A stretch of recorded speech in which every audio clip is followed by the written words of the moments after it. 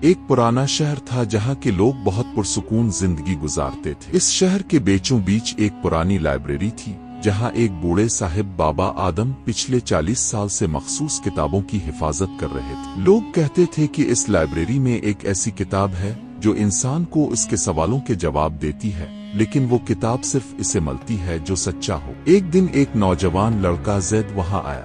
وہ زندگی سے بہت پریشان تھا۔ اسے لگتا تھا کہ اس کی محنت کا کوئی پھل نہیں مل رہا اور دنیا بہت ظالم۔ زید نے بابا آدم سے کہا، بابا مجھے وہ سچی کتاب چاہیے، میں اپنی ناکامیوں سے تھک گیا ہوں۔ بابا آدم نے مسکرا کر ایک کونا دکھایا جہاں ایک مٹی کا چراغ جل رہا۔ انہوں نے کہا، کتاب مل جائے گی، لیکن پہلے تمہیں اس چراغ کو شہر کے دوسرے کونے تک لے کر جانا۔ شرط یہ ہے کہ یہ بجھنا نہیں چاہیے۔ زید نے چراغ اٹھایا۔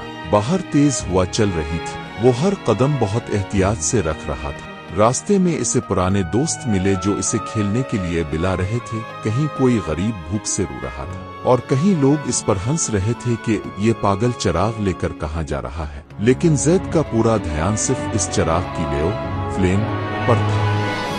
وہ اس قدر مگن تھا کہ اس نے نہ راستے کے حسین مناظر دیکھے اور نہ ہی مشکلات کی پرواہ کی۔ جب وہ شہر کا چکر لگا کر واپس لائبریری پہنچا تو چراغ اب بھی جل رہا تھا۔ اس نے فخر سے کہا، بابا میں نے کر دکھایا، اب مجھے وہ کتاب دیں۔ بابا آدم نے پوچھا، راستے میں تم نے کیا دیکھا؟ وہ نیا باغ کیسا تھا؟ وہ جو لوگ مدد مانگ رہے تھے ان کا کیا ہوا؟ زید بولا، بابا میرا دھیان تو صرف چراغ پر تھا، میں نے کچھ اور نہیں دیکھا۔ بابا آدم نے نرم لہجے میں کہا، بیٹا زندگی بھی اس چراغ کی طرح ہے، ہمارا مقصد گول یہ لیو ہے۔ اگر ہم صرف مقصد پر نظر رکھیں اور راستے کی خوبصورتی یا مشکلات کو بھول جائیں تو ہم جیت کر بھی ہار جاتے ہیں، اور اگر لیو بجھ جائے تو ہم اندھیرے میں کھو جاتے ہیں۔ زید کو سمجھ آ گیا کہ وہ کتاب کوئی کاغذ کا ڈھیر نہیں تھی، بلکہ وہ لمحہ تھا جو اس نے ابھی جیا تھا۔ اس نے سیکھا کہ توازن، بیلنس ہی زندگی کا اصل راز ہے۔